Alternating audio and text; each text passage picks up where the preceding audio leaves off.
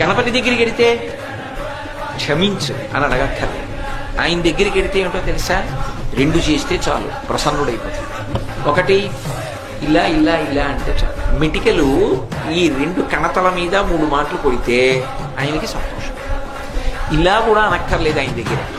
ఇలా కొట్టి ఈ చేతి మీద కుడి చేయి పైకొచ్చేట్టు ఎడం చేయి కిందకు ఉండేటట్టు పెట్టి కుడి చేత్తో ఈ చెవి చివరిని ఎడం చేత్తో ఈ చెవి చివరిని పట్టుకుని 3 మాటలు గుంజీలు తీస్తే ప్రసన్నుడు.